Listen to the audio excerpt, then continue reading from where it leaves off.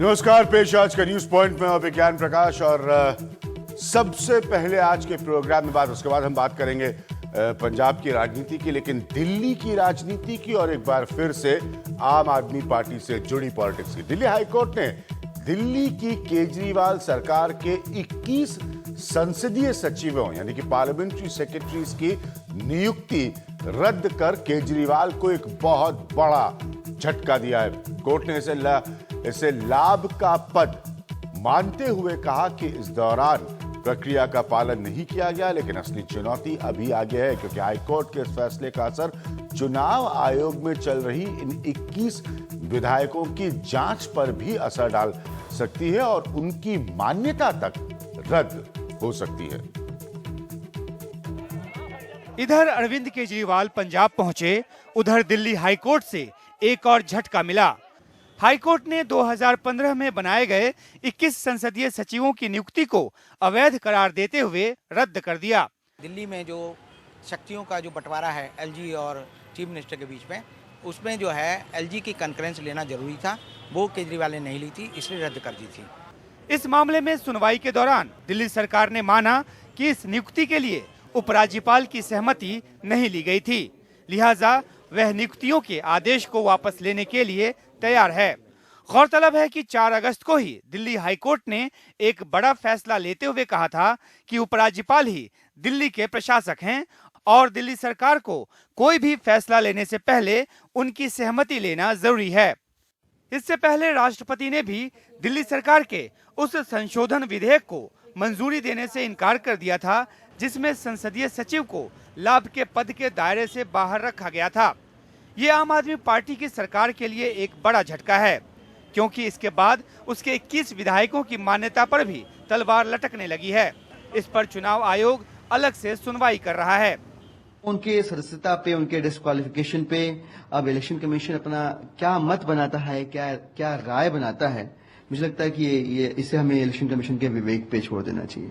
केजरीवाल सरकार को दिल्ली हाईकोर्ट से लगातार ये दूसरा बड़ा झटका है, लेकिन अब उसका असली इम्तिहान सुप्रीम कोर्ट में होगा, जब शुक्रवार को केंद्र के साथ चल रही अधिकारों की लड़ाई की शुरुआत होगी।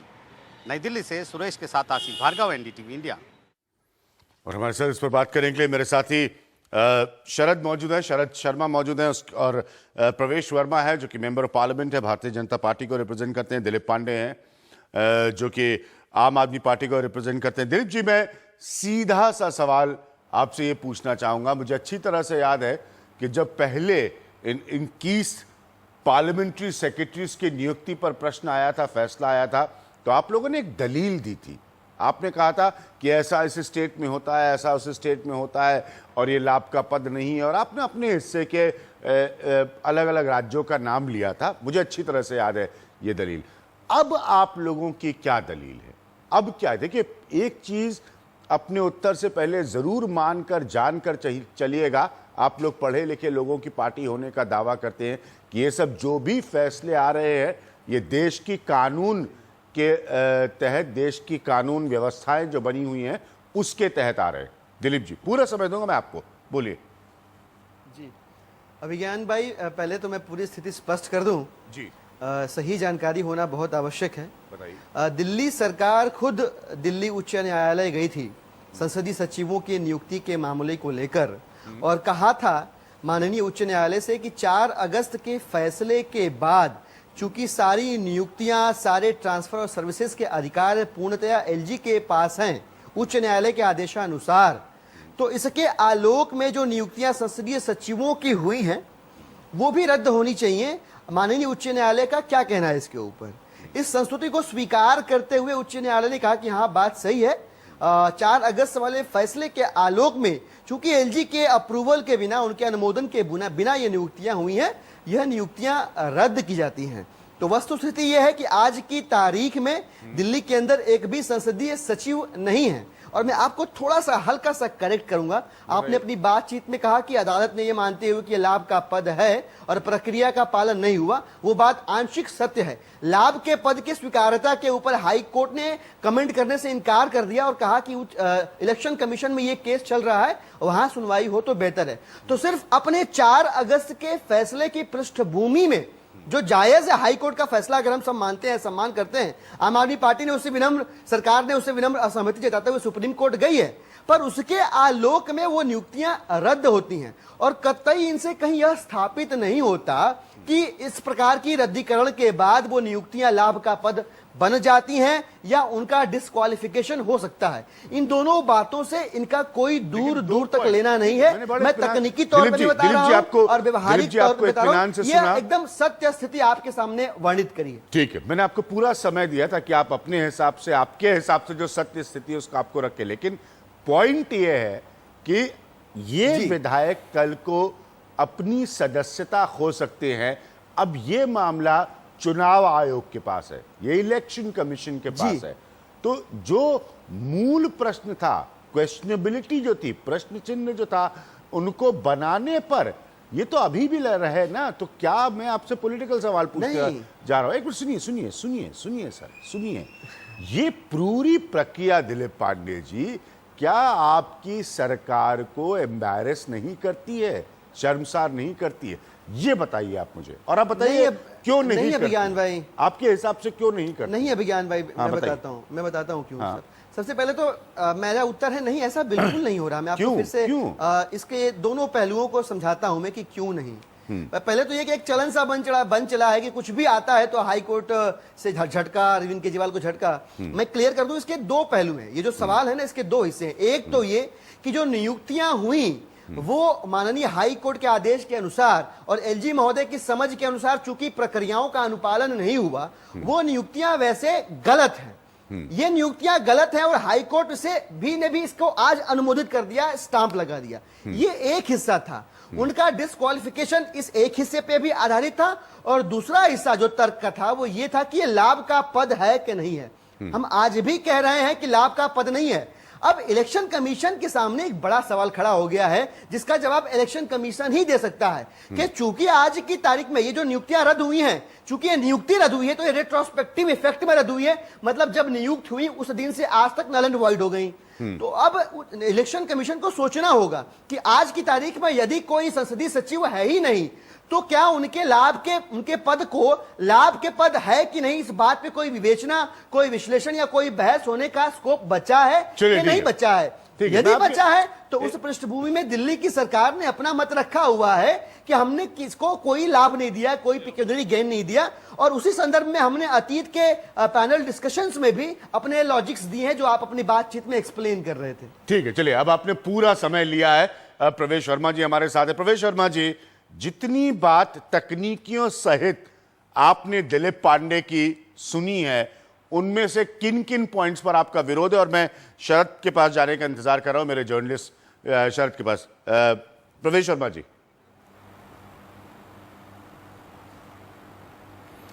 देखिए, जो आज हाई कोर्ट का फैसला आया है उससे एक बहुत बड़ी बात ये साबित होती है कि केजरीवाल सरकार को ये आदत पड़ चुकी है कि असंवैधानिक रूप में वो बार बार बहुत सारे ऐसे फैसले लेती रही है। वो जब ये कहते आए हैं कि दिल्ली के एलजी ने फाइल हमारी लौटा दी है, वो हर फैसला उनका असंवैधानिक था। तो आज हाई कोर्ट के फैसले से ये बात तो तय होती है कि जो भी ये गलत फैसला लेंगे उसको ना एलजी साहब मानेंगे और ना उसको हाई कोर्ट मानेगा। ऐसा कोई भी फैसला ये मुझे बता दें जो इन्होंने, जो दिल्ली के कॉन्स्टिट्यूशन में लिखा हुआ है और जो इन्होंने लिया है और जिसको कोई किसी ने ना माना हो, एलजी ने ना माना हो। इन्होंने कहा कि हम खुद ही कोर्ट चले गए। अगर चोर कोई चोरी करके खुद ही पुलिस स्टेशन में सरेंडर कर दे, इसका मतलब ये नहीं कि वो चोर नहीं है। मुख्यमंत्री को बहुत अच्छे से पता था कि वो गलत काम कर रहे हैं, वो ये बिल्कुल भी माना नहीं जाएगा।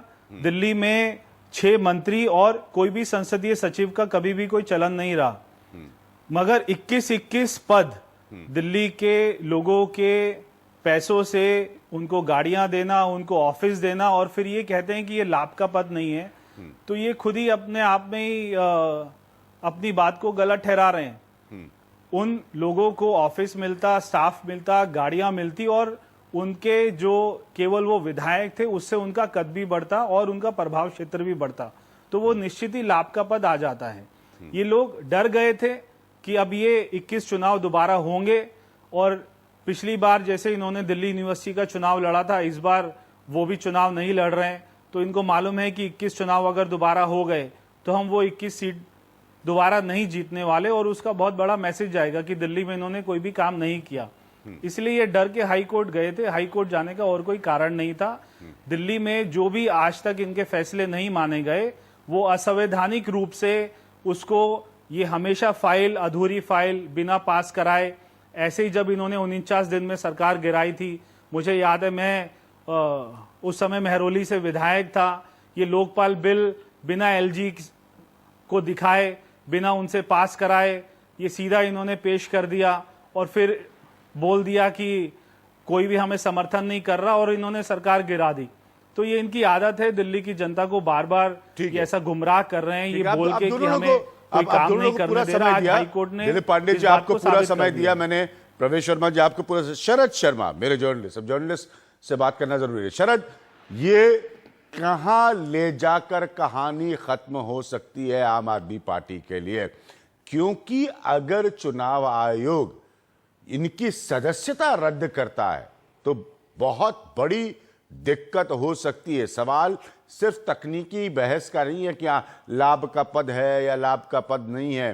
पॉइंट यह है कि यह पार्टी इस परिस्थिति में खड़ी है कि 3 इसने मंत्री हटाए हैं, 11 इसके एमएलए आरोपी हैं, और सोचिए उसके बाद 21 की सदस्यता रद्द हो जाए, क्या हो जाएगा इस आम आदमी पार्टी के साथ। में एक प्रश्न और पूछूंगा आपसे कि अरविंद केजरीवाल जो है वो पंजाब में जाकर कह रहे हैं कि मैं यहीं खूंटा गाड़ कर रहूंगा।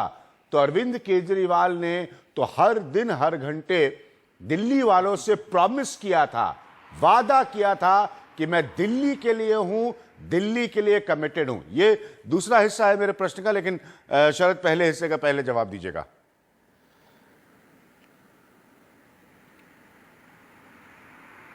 अभियान, अगर चुनाव आयोग ने 21 विधायकों की सदस्यता रद्द कर दी, और अब माना यह जा रहा है रिपोर्टर्स के बीच में, बीट रिपोर्टर्स के बीच में चर्चा ये है कि अगर ये हाल फिलहाल में ही सदस्यता रद्द हो जाती है तो स्थिति ये आ सकती है कि जिस समय पंजाब में चुनाव हो रहे होंगे, जिस समय गोवा में चुनाव हो रहे होंगे, उसी समय दिल्ली की 21 सीटों पर भी चुनाव हो रहे होंगे। आज तक का इतिहास है दिल्ली का 23 साल का। 1993 में पहली बार असेंबली बनी थी, 2016 आ चुका है। आज तक दिल्ली के अंदर कभी ऐसा नहीं हुआ कि 21 सीटों पे एक साथ जो है उपचुनाव हो रहा हो। एक तरह का ये मिनी चुनाव हो जाएगा, और ये कहा जाए कि अरविंद केजरीवाल सरकार के अब तक के काम का ये एक तरह का रेफरेंडम के वो काम कैसा कर रहे हैं, जनमत संग्रह ही हो जाएगा 21 सीटों पे अगर चुनाव हो जाते हैं तो।